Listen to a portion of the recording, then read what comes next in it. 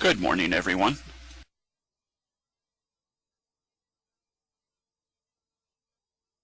Welcome to the 3rd Annual International Disability Rights Affirmation Conference. These conferences are sponsored by Virtual Ability. I would like to thank Peaceful James for doing voice of this introduction. I am Polaris Grayson. I have been in Second Life for over 9 years.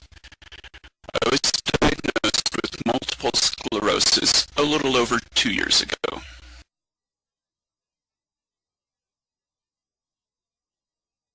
I found Virtual Ability 2 years ago, but have known Gentle Heron much longer.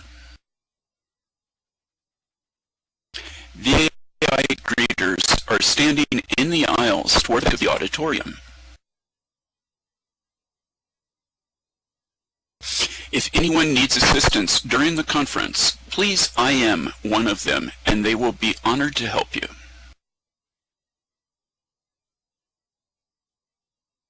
Metaverse TV is filming this conference. If you do not want the back of your head in the film, please move to the back row. Metaverse TV is streaming live at www.livestream.com, Metaverse TV Business.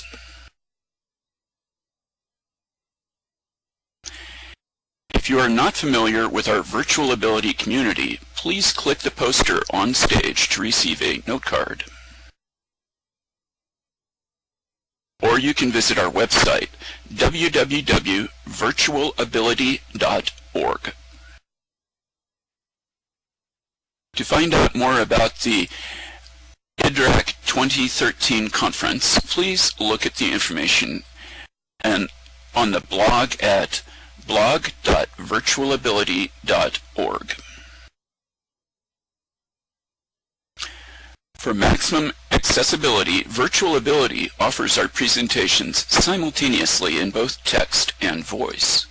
This helps people who are hearing impaired or deaf, who are multitasking while their AVI is in world, or whose first language is not English. The title of this session is European Language Portfolios for Specific Purposes, Tools to Enhance the Motivation for Learners with Specific Needs to Learn Languages. We ask that all questions be held until after the presentation, and please prefix the inquiry with the word question to help highlight the important query. Questions tend to get lost in the quick scrolling chat. Teaching foreign languages to learners with special educational needs, and especially to blind or deaf people, poses a great number of challenges and constraints. Our presenter meets those needs through the use of language portfolios. I have the honor of presenting your key speaker, Christel Schneider. In Second Life, she is known as Letty Pienaar. Christel Schneider is the managing director of CSiTrain and was the project manager and director of ICC, the International Language Association. She has been involved in various EU-funded projects, including training and learning in 3D worlds. We are ready to begin. Please welcome Ms. Schneider. Thank you. As a speaker to this conference, and I'm really happy and proud to be part of it. On this occasion, I would also like to thank especially iSky and Gentle Heron for their great support to get everything organized, especially the easy read text function for me, as I'm not used to it. But after all the hassle I had with it during the panel, I decided and asked Polaris to do the text for me, so thanks Polaris so much. So the only thing I have to worry about now is crashing, but I hope this won't happen. So before getting started with my presentation, I would like to know how many of you are already familiar with European language portfolios and have heard about the Common European Framework of Reference. Please put a yes into the chat window if you're familiar with it.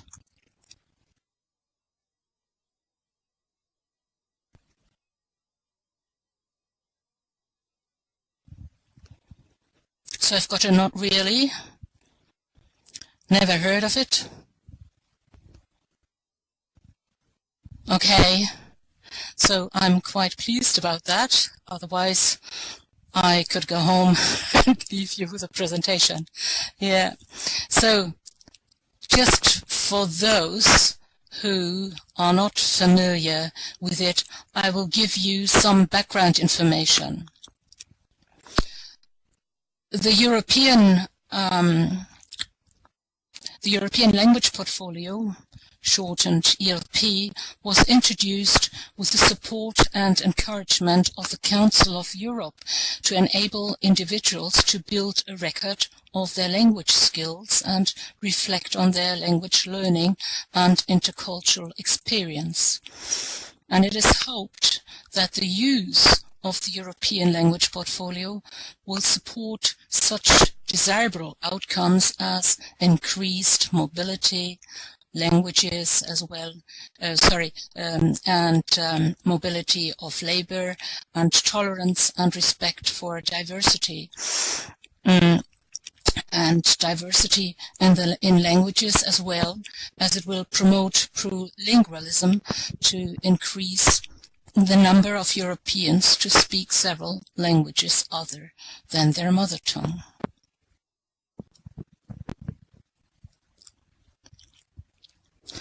Before I'm getting into detail about specific European language portfolios, I would like to give you a bit of a background information about the history of ELP and then explain what it is and its purpose and structure, as these stay the same for all European language portfolios. The European language portfolio was first conceived of together with the Common European Framework of Reference for Languages, the CFR, at the Council of Europe symposium held in Rüschlikon in Switzerland in 1991. The ELP was developed and piloted by the Language Policy Division of the Council of Europe, Strasbourg, from 1998 to 2000. It was launched on a pan-European level during the European Year of Languages as a tool to support the development of plurilingualism and pluriculturalism and learner autonomy. The ELP is one of the Council of Europe's projects designed as an implementation tool of the Common European Framework of Reference to promote linguistic and cultural diversity in Europe through education and to contribute to the dissemination of European goals, values, concepts, and principles. More than 100 models of ELPs have been developed for different purposes and different types of learners, but all of them stick to a number of common principles in terms of structure and content. Only if these common principles are observed and integrated in a particular model, it can be acknowledged as an ELP model. A single model could not answer the needs of different types of learners in various learning contexts. And this is the reason why such a huge number of ELP models exist. Main issues that each ELP model considers include learners' age, social or educational characteristics of learners, that means vocational training, level of general education, disabled learners, etc.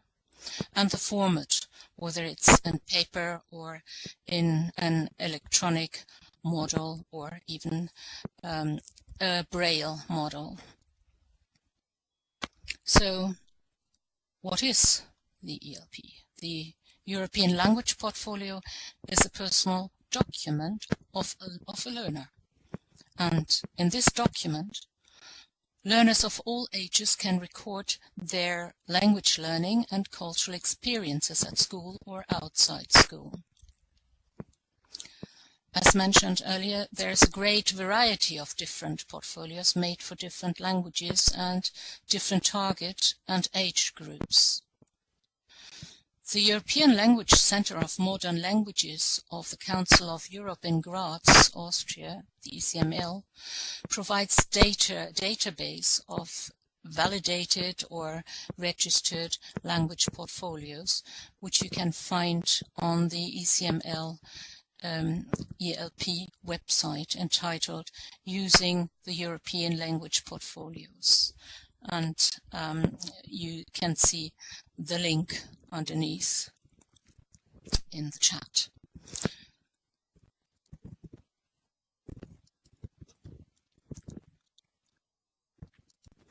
The purpose of the ELP is that it is expected to perform both a reporting and a pedagogic function. The reporting function of the ELP is that it may be presented to anyone with a need to know, for example, a prospective employer, in order to demonstrate the owner's level of competence in a range of language skills. However, not only does it provide a record of the owner's proficiency in languages other than his or her own, it is also intended to support the teaching and the learning process in various ways. It encourages the learner to reflect on his or her progress and preferred learning styles and achieve a measure of autonomous self-criticality. It stimulates a dialogue between learner and teacher, enabling them to discuss progress in relation to assessment criteria. And it validates intercultural experience and recognizes intercultural competence as a skill that may often be further developed.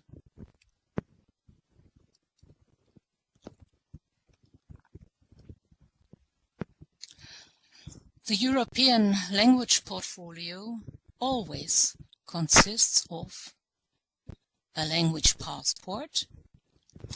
That's a summary of all the linguistic attainments of its owner, the student, and each attainment is recorded using the 6 levels A1, A2, B1, B2, C1, C2, so A1 to C2 of the Common European Framework of Reference, applied to 5 skills, and these skills are listening, spoken interaction, that means conversational skills, spoken productions, that is, for example, a prepared talk, reading and writing. And then there is the language biography, in which the user records experiences of informal language skills acquired through personal contacts, like on holidays or with friends or wherever, and formal language learning, for example, in a school or training institution. It allows for the recording not only of levels, times and dates, but also of reactions to the experience of language learning and of perceptions of how he or she learns best. So there's also a room to record his or her experience of intercultural encounters and how effectively she or he is able to interact with people of different cultures, different from her or his own. So the third part of the European portfolio is the dossier section that contains the evidence of the learner's ability to perform language tasks at the levels recorded in the other two documents. Okay.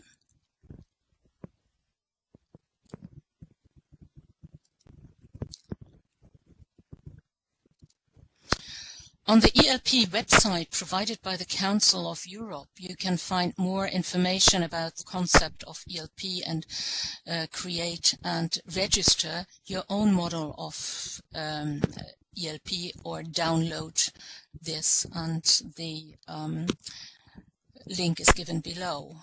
There you can find documents on the origins of and principles behind ELP, also reports on the ELP project at the European level and on international seminars held under the aegis of the Council of Europe, and lists of registered and accredited ELP models, a guide to compiling an ELP model, templates and other resources, and the procedure for registering an ELP model. And if you want to get support to introduce an ELP into a school or class or wherever, you'll find ideas and tools for teacher education, models and case studies of ELP being used in different educational contexts, and ideas and tools to support the use of the ELP in different educational contexts. Projects run by the Council of Europe, Europe's European Centre of Modern Languages in Graz, the ECML, to support the ELP. Actually, I was going to take a little break here and to do a little activity now after you had done all this listening, but good Polaris prevented me from it, and she said, no, let's do that at the end. So, okay, I hope you will bear with me then, and we will go to the next slide, and I'll come back to that one at the end.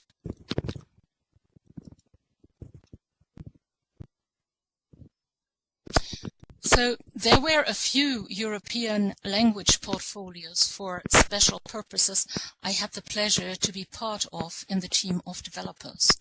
I will not be able to give you insight into every project, but I will briefly mention the aims and objectives the first project, Lingua Peace, had. It builds on the success of the original Lingua Peace project to design and pilot language training materials for military, police, and other peacekeeping personnel.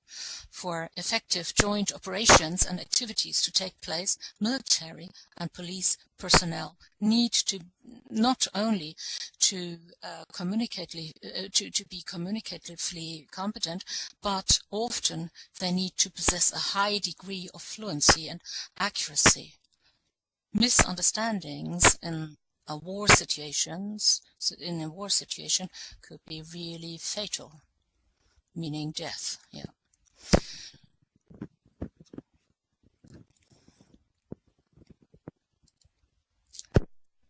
ELP for the blind and visually impaired people was a successful project, followed by a dissemination project, Tell Me How. I would have liked to share the project links with you, but at the moment the access is impossible. The electronic portfolio has been hacked and there seems to be a virus in the program, so hence no good to share.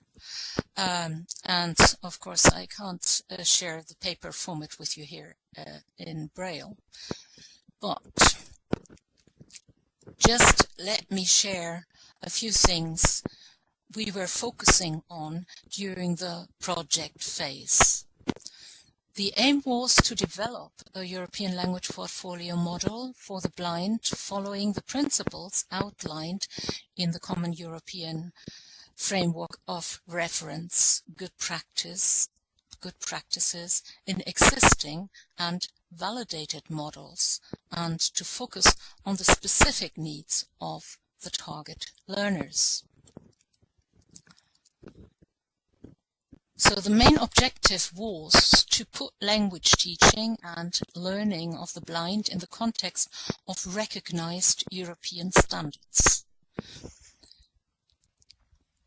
Teaching foreign languages to learners with special educational needs, and especially to blind, pose a great number of challenges and constraints. We heard about that in another context earlier on in the previous talk. For a blind learner, reading becomes listening to a screen reader or reading Braille. Writing becomes speaking or typing. And tasks like look and describe become touch and describe due to the seeing by touching phenomenon.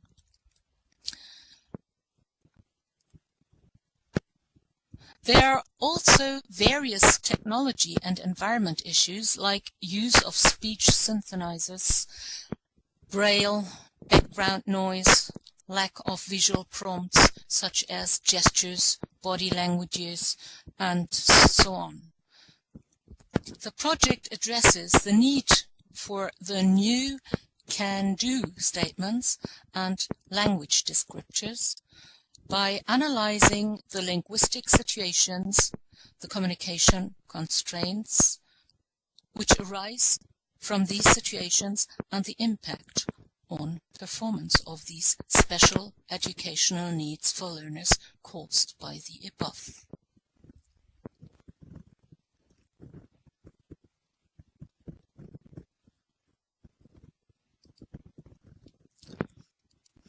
Components of the development of the new descriptors were modification of those already existing descriptors provided by the CAFR, which may meet the needs of the blind and visually impaired, creation of new blind and visually impaired specific descriptors, and the identification of those already existing descriptors which match the needs of the blind and visually impaired without being modified or amplified.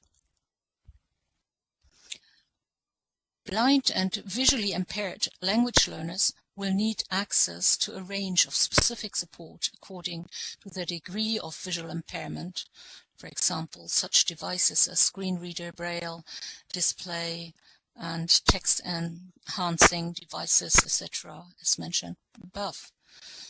The use of most of the assistive devices may affect the speed at which the blind and visually impaired learner can participate in a language task, and this should not be prejudiced to the assessment process. Apart from that, use of specific support may slightly increase the risk of inaccuracies or misunderstandings occurring in the productive and receptive skills. Whether such errors should influence the assessment outcome would depend on how important they were to the successful achievement of the task.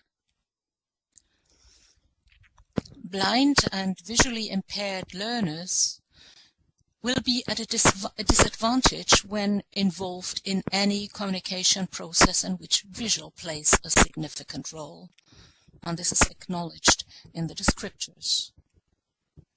In spoken interaction, blind and visually impaired learners cannot be expected to respond to such non-verbal signals as facial expressions, manual gestures, or body stance. Besides, while one-to-one conversations may be handled well, discussion in large groups may be more difficult with respect to awareness of who's speaking and their role or standpoint in the conversation. Members of a group may help by giving brief explanations. When listening to projected, broadcasted material, no visual content can play any part in providing meaning unless it is explained by commentaries or dialogues. Naturally, sound effects can be interpreted to help understanding. If it takes longer for a blind or visually impaired learner to reach a given level, this is quite acceptable and not unfairly discriminatory, just as any learner of a difficult language would take longer than a learner of an easy language, for example, one that shared many features with the mother tongue, to reach the target level. On the other hand, there are occasions when blind or visually impaired learners may be at advantage over the sighted. And this is, for example, the reliance on the non-visual senses may have developed these more acute, so that aspects of listening comprehension and spoken interaction may actually be easier for the blind or visually impaired learner than for the sighted learner. The unsighted language user may be more aware of the subtleties of intonation in speech. A blind language learner may have a more precise grasp and better recall of what he or she has heard than a sighted learner, as the blind is used to focus intently on what is actually said, while a sighted person may be distracted.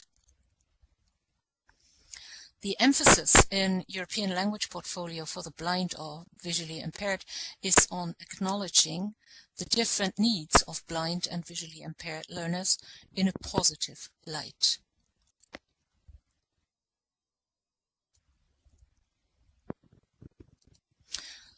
So the project goals were to deliver a European language portfolio for the blind and visually impaired in digital form, and that was fulfilled, and a desktop and web application were developed which enable blind and visually impaired language users to assess their language competencies, fill in, save and edit the European language portfolio documents, as well as to collect this in an electronic folder, so their evidences of their learning achievements.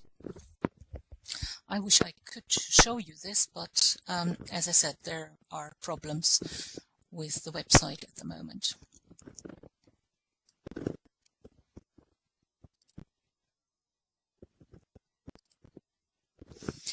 So the supporting products that were developed for the ELPBVI portfolio were language descriptors, adaptation of standard descriptors, development of new descriptors taking into account specific needs of target learners like Braille and Braille literacy, a user's guide introducing to the ELP and explanatory notes on how to use the 3 parts of the language portfolio, and a teacher's guide with information on the European language portfolio for the blind and visually impaired, language descriptors, recommendations on how to introduce and use European language portfolio for the blind and visually impaired in teaching practice. And I think this is important for all teachers who are teaching languages to know whether they have, visually impaired people or deaf people in their classes. I think this should be taken into the general curriculum of language teaching. So There was one more project I was involved in that was mentioned in the list, and that's the Active ELP project that was mentioned on slide 7. And that was a dissemination project to help teachers to understand the concepts of the European language portfolio, including different languages and different age groups, and also it helped to disseminate the ELPBVI. The project used multimedia in order to reach teachers in different educational sectors and pass on practical skills using European language portfolios through interactive whiteboards. You'll find more information if you're interested in that, interested in the products on the Active ELP website.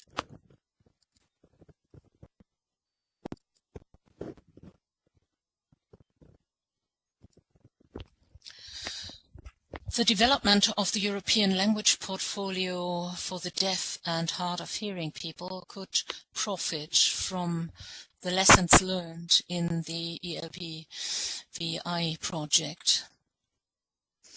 And it's quite interesting. There has been some preliminary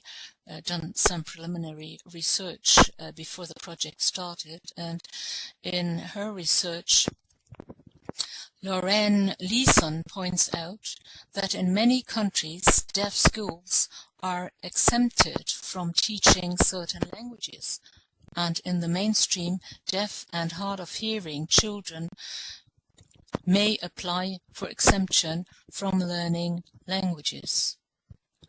And Leeson notes that often such exemptions are based on the false assumption that deafness is a language disability, which impedes language learning.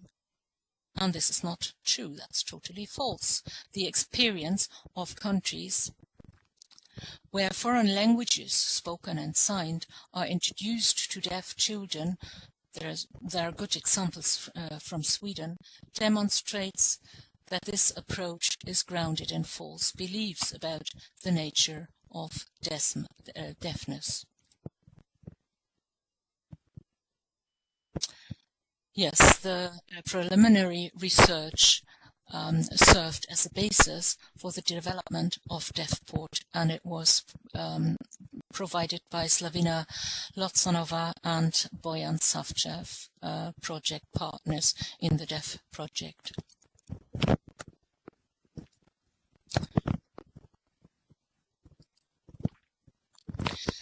DeafPort puts language teaching and learning of the deaf in the context of common European standards. The aim of the DeafPort project was to develop a European language portfolio and a Europass language passport for the deaf. Practice has shown the proper ways of communication with deaf people are crucial for their success in learning languages. Teachers and tutors have noticed and pointed out some vital rules regarding the communication with a deaf learner as follows. And I've only picked up a few of them here. One has to be aware of false impressions. For example, nodding does not necessarily mean I understand. It may mean the deaf person does not want either to embarrass the speaker or to be embarrassed. Deaf people prefer the one who speaks to be flexible in his or her communication.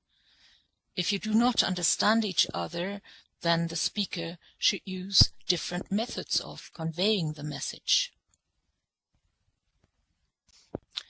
And one has to be aware that a deaf person would like to see his or her desire to communicate and make sure this message is conveyed. One has to closely follow or watch the deaf person's facial expression, which conveys a lot of information. One has to be open to communicate in a most comfortable manner for the deaf person using sign language. Signed language, like signed English, speech, lip reading, writing, mime, etc. I'm stopping here with the list, but if you're interested, you can find more information in the research paper mentioned earlier by Slavina Lotsanova and Boyan Savchev. And you'll find the link underneath. You can download it from the DeafPort website.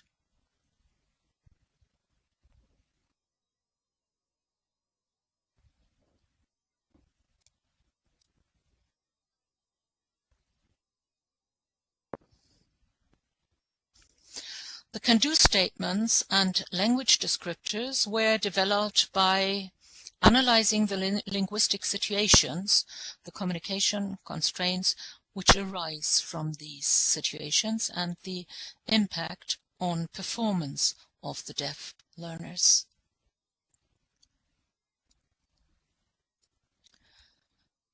In the following slides, you will find a collection of samples of descriptors which differ slightly from descriptors for hearing people. On the first one here, the example is, if I'm deaf or have problems hearing what is said in this language, I use a variety of ways of helping myself, including the following. Make speakers aware that I have a hearing loss, deaf or hard of hearing, for example, by asking them to allow me to see their face, to speak more clearly, or to lower their voice if they are shouting.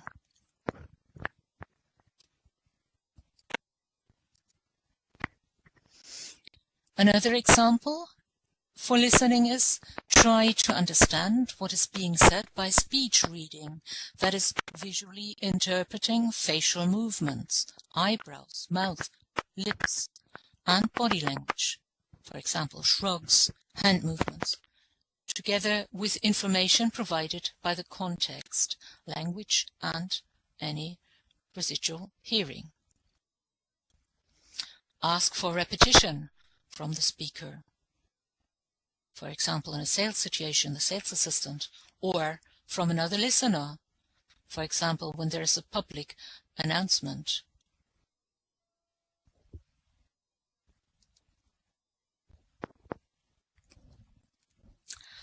So listening, another example, descriptor for listening at any level is ask the hearing speaker to spell the word or phrase. Use aids available to anyone, like volume control, amplifiers, or use my own equipment, like hearing aids, cochlear implants, or induction loop, or whatever, and transfer my lip reading skills, if any, to the new situation.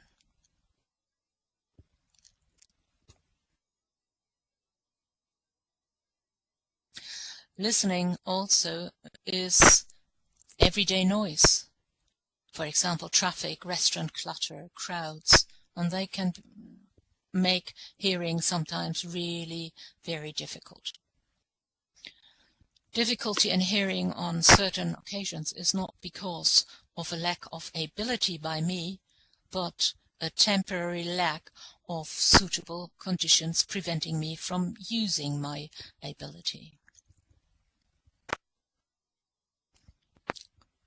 And now we come to the example of speaking at any level. All learners have problems with pronunciation when learning a language. If I have further problems caused because I'm hard of hearing, I use a variety of ways of helping myself, including the following. Make speakers aware of my pronunciation problem, offer repetition, use extra gestures, use a variety of maps, symbols, sketches, or written words.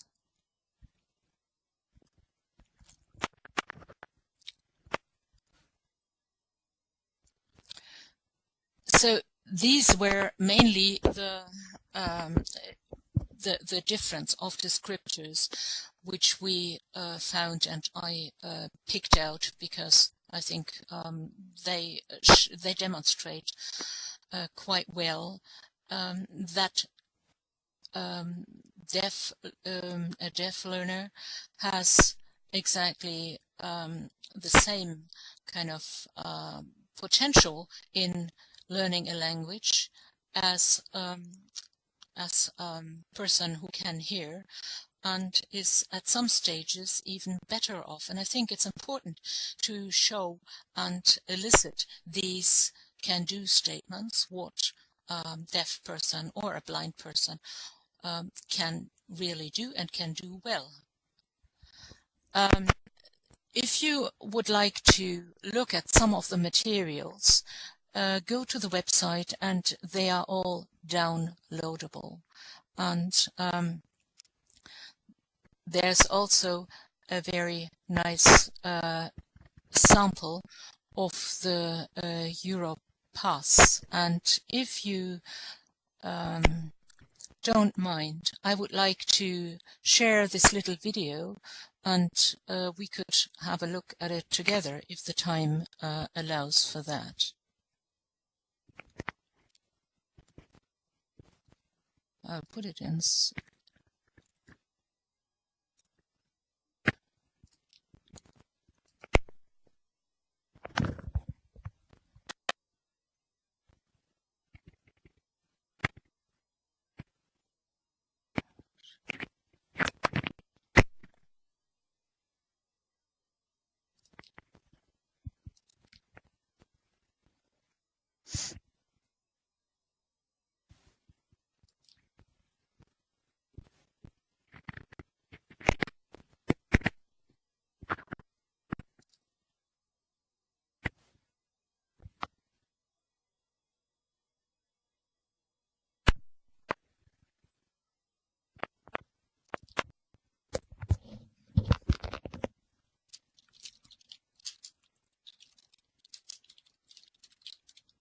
I would appreciate if you open your browser and have a look at this little video.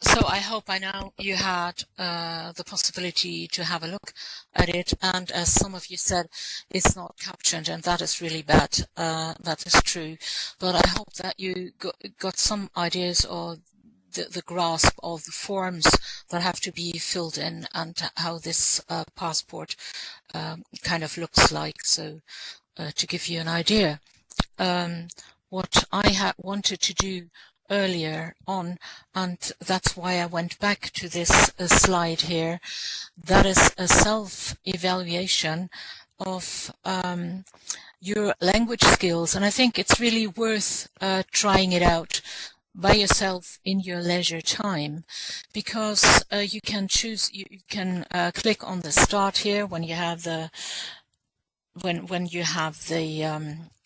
link there which Polaris has given you, and then you can choose any language, and you will see and you will notice that your level of one language can differ totally from from your writing skills and reading skills. You can be A1 in, let's say, speaking, but you can be B1 in reading or even writing. And I think that's very interesting. And, you know, it's a kind of self-evaluation and gives you an idea of how the Common European Framework of References works. I mean, there's still loads more to say about the portfolios, but I think I'll stop there and not feed you with more information. I think that's enough.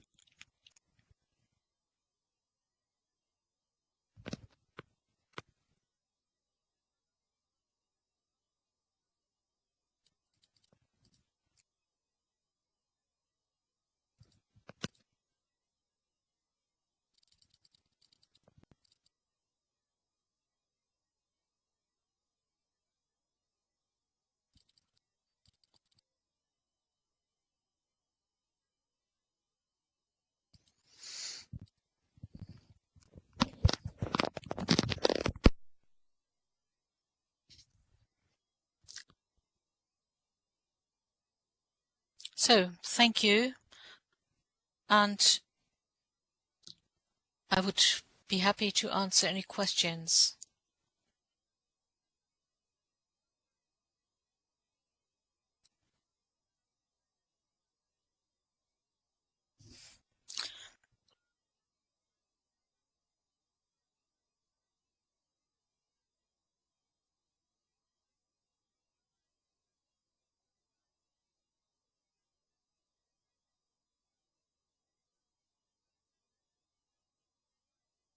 Letty, this is Gentle. I have a question. I want you to talk a little more about deafness not being a language deficit. Our presenter yesterday, the one who taught physics to deaf college students, she felt that her students' language development in English, and these were American students, was about at a grade 4 level. Is that perhaps due to a lack of understanding by their previous teachers of their ability to learn language? Well, I should say that definitely is, because as I mentioned before, I mean the teachers in general in education, they don't know how to integrate that and how to see this. And the language portfolio I just described here is trying to see the points of what a deaf person can do and how a deaf person can perform. And this is just on the same level as a hearing person can perform. It just has, slight, in an examination role, it just has a different focus, if you know what I mean.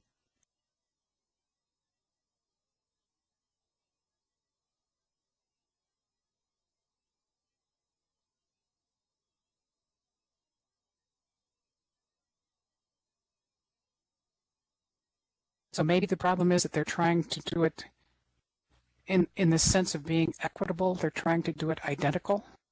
Exactly, and they try to act and react and measure the deaf by the measurements of what you do with a hearing person. But I mean the deficits, for example, a hearing person has compared with a deaf or a blind person are not considered, and I think it's a wrong way of approaching this.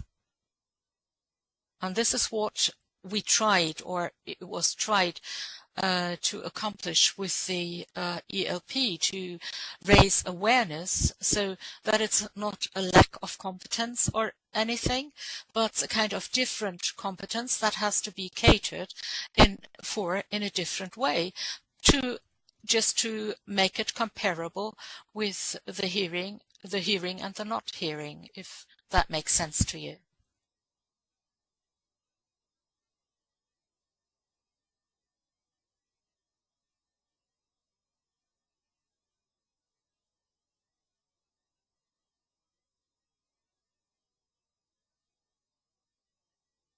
Lady Slipper asks, do they have CART in Europe? And that's the communication access real-time translation. It's not what I'm doing. It's a special tool that people use, like in the court recorders. They can actually write out word for word what people are saying. Yes, I think they use that, but I don't know. I must confess I don't know much about it, but I know that it's used, but I couldn't tell you to what extent.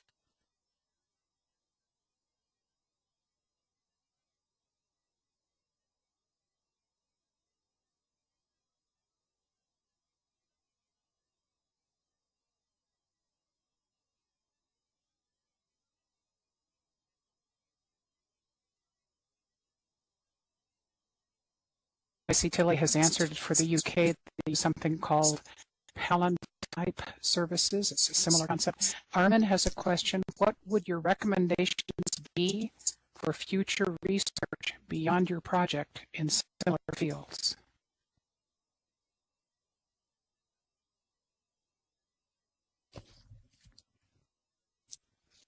Well, we have, I mean, definitely this project is not finished just because the project has finished. I think there's so much still to do, because that's just the what do you call that, the peak of the iceberg, that we started with this. And I think at least in Germany, I mean, I can only speak for Germany here, some other countries of the people involved in the projects said similar things, that for the groups, and they were mainly adult learners, for the group of deaf and the blind, they were very, I shouldn't say happy, but they were proud to be part of the development, and that, you know, the standardization, that they were recognized, that was an important step.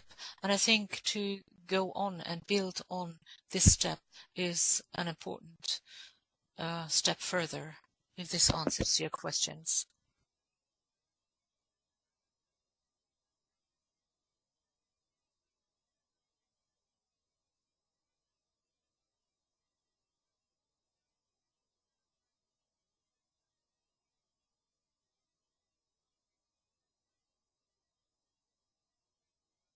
And there's one thing I'm personally very interested in, is also to teach languages to the deaf in Second Life, and work on some project there.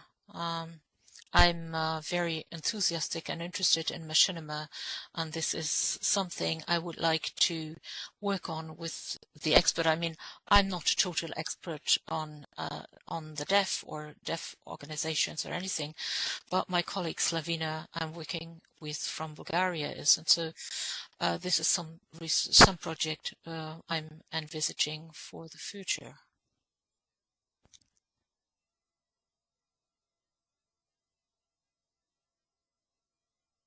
Okay, Tilly Floss has a question.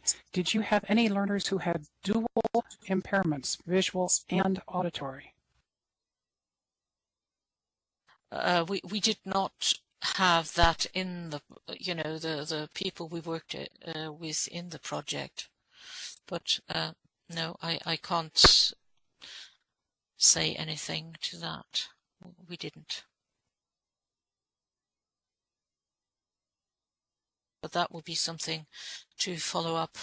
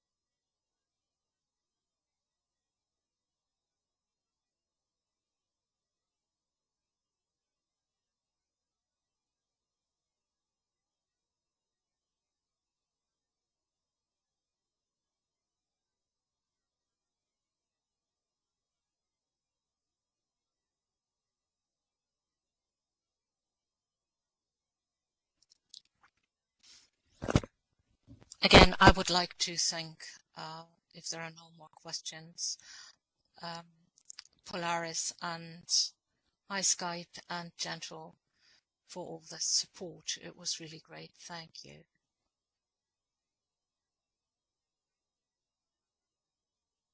And this is Gentle. I want to thank Letty for presenting these language learning strategies. I'm always ashamed as a U.S. citizen that I only know one language well enough to really use it, and I think it's significant that you found appropriate ways to teach learners with learning challenges how to acquire additional languages. That's really important. I want to thank our audience for participating. Letty's done the same. I hope you feel that you've learned something useful or interesting from this session, and please post some comments in the blog so that we know what you learned. And there's the blog URL right there. I do this at every session, but I want to acknowledge iSky Silverware. She has done a massive job of scheduling. She trained and assisted our presenters, all the things that you have to do to get a conference to run. Two other important people are Lady Slipper and Kara, and they've been standing in the aisles until their poor little avatar feet are swollen, and they help our audience members by greeting them. And of course, I want to acknowledge DUSA and Metaverse Television for filming and streaming today's event so that you can have your friends watch live on livestream.com. Thank you, everybody.